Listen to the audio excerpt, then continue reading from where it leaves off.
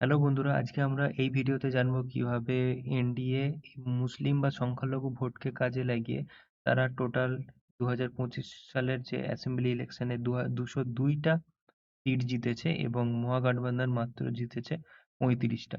যেখানে 2020 সালে এনডিএ জিতেছিল 122টা এবং মহাগঠবন্ধন জিতেছিল 114টা। এরা 114 থেকে চলে এসেছে 35-এ, আর এরা 122 থেকে চলে গেছে 202-এ। তো কিভাবে মুসলিম ভোটকে কাজে লাগিয়ে এই এমআইএম পার্টির দ্বারা মুসলিম ভোটকে কাজে লাগিয়ে তারা অনেক কটা সিট মহাগঠবন্ধন জোট থেকে কেড়ে নিয়েছে সেটা জানবো। আর এর সাথে সাথে জানবো মোদিজি স্পেশাল কি ওয়াই ফর্মুলা অ্যাপ্লাই করেছে এই ভোট কেড়ে নেওয়ার জন্য, আর বিজেপির এত সিট পাওয়ার পিছনে তার কারণটা কি। তার আগে আমরা জেনে নিই যে প্রধানত এখানে দুটো দল ছিল, এনডিএ এবং মহাগঠবন্ধন জোট, দুটো জোট। এনডিএর মধ্যে ছিল বিজেপি, জনতা দল যেটা নীতিশ কুমারের পার্টি, মুখ্যমন্ত্রী ছিলেন, এবং লোক জনশক্তি পার্টি। আর মহাগঠবন্ধনের মধ্যে ছিল আরজেডি, যেটা লালু প্রসাদ যাদবের পার্টি বা তেজস্বী যাদব ওনার ছেলে। এখানে আছে মানে মহাগঠবন্ধনের মধ্যে আছে আরজেডি, ইন্ডিয়ান ন্যাশনাল কংগ্রেস এবং কমিউনিস্ট পার্টি অফ ইন্ডিয়া এবং আপ এবং টিএমসি, অন্যান্য ভারতের অন্য সমস্ত রিজিওনাল পার্টিও এই মহাগঠবন্ধনের মধ্যে ছিল। কিন্তু তা করেও তারা মাত্র 35টা সিট জিততে পেরেছে। এবার দেখি বিহারে যে মুসলিম ভোটকে কিভাবে মোদিজি কাজে লাগিয়েছে। মুসলিম ভোটের জন্য হায়দ্রাবাদের একটি পার্টি এখানে লড়ছিল, এআইএমআইএম। এটি হচ্ছে হায়দ্রাবাদের আসাউদ্দিন ওয়েসিজির পার্টি। এনার পার্টি লড়ার ফলে বিহারে যে সমস্ত এলাকায় 40%-এর বেশি মুসলিম পপুলেশন আছে সেখান থেকে আরজেডি একটাও সিট জিততে পারেনি। মানে তেজস্বী যাদবের যে পার্টি সেই পার্টি একটাও জিততে পারেনি। আইএনসি মানে ইন্ডিয়ান ন্যাশনাল কংগ্রেস মাত্র একটা জিতেছে, বিজেপি মাত্র একটা জিতেছে, কারণ বিজেপি অলরেডি এক্সপেক্টেড ছিল যে তারা যেখানে মুসলিম মেজরিটি সেখান থেকে ভোট পাবে না, সেজন্য এআইএমআইএম পার্টি এই পার্টিকে আনা হয়েছে এবং এই পার্টি টোটাল 6টা সিট জিতেছে, যার ফলে আরজেডি এবং ন্যাশনাল কংগ্রেস এদের থেকে ভোটটা খেয়ে নিয়েছে। এইভাবে মুসলিম ভোটারকে কাজে লাগিয়ে বিজেপি নিজে তো আহ, অনেক হয়তো সিট পায়নি মুসলিম মেজরিটি সাইড থেকে, কিন্তু তারা আরজেডি কেও পেতে দেয়নি, তাদের অপোনেন্ট থেকে ভোটটা কেড়ে নিয়েছে। এবার আসি মোদিজির এমওয়াই যে স্পেশাল ফর্মুলা, সেই স্পেশাল ফর্মুলাটা কি।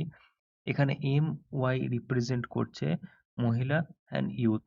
এখানে বলা হয়েছে taking a jibe at the RJD's MY vote bank. MY কে ভোট ব্যাংক, আরজেডি যে মেন বিহারের পার্টি, অপোনেন্ট পার্টি, সেখানে তারা তাদের তাদের ভোট ব্যাংকে এমওয়াই ভোট ব্যাংক বলা হচ্ছে, কারণ তাদের যে ডেফিনেশন অফ এমওয়াই সেটা হচ্ছে মুসলিম এবং যাদব। এখানে কাস্ট নিয়ে ভোট ব্যাংক তারা তৈরি করেছে, যাদব কাস্ট নিয়ে, আর মুসলিমদেরকে তারা ভোট ব্যাংক বানিয়েছে, মানে সংখ্যালঘু অ্যাপিসমেন্ট করে তারা ভোট ব্যাংক বানিয়েছে।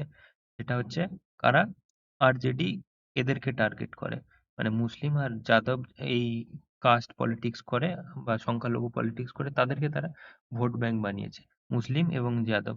সেখানে মোদিজি কি বলছে, PM Modi said the NDA's victory has given new MI formula মহিলা and youth. মোদিজি বলছেন আমার কাছে মানে বিজেপির কাছে এমওয়াই মানে মহিলা and youth. He was apparently referring to the RJD's MY formula Muslim and Yadav. RJD মুসলিম এবং যাদব নিয়ে কাজ করে, তাদের ভোট ব্যাংক পলিটিক্স করে, তারা জিততে চেয়েছিল কিন্তু পারেনি। বিজেপি মোদিজি তাকে বলছে যে আমাদের কাছে এমওয়াই ফর্মুলা হচ্ছে মহিলা এবং ইউথ, আমরা মহিলা এবং ইউথদের জন্য কাজ করি। আর বিহারের মুখ্যমন্ত্রী ভোটের কিছু মাস আগেই কিন্তু মহিলাদের জন্য বিশাল বড় কাজ করেছে। মুখ্যমন্ত্রী মহিলা রোজগার যোজনা এখানে ঘোষণা করেছিলেন, যেখানে ইন সেপ্টেম্বরে এটা হচ্ছে the BJP transferred 80 million to 7.5 million. এখানে $880 মিলিয়ন, 75 লক্ষ মহিলাদের আহ, প্রতি মহিলাকে 10,000 করে তাদেরকে ডিস্ট্রিবিউট করা হয়েছে।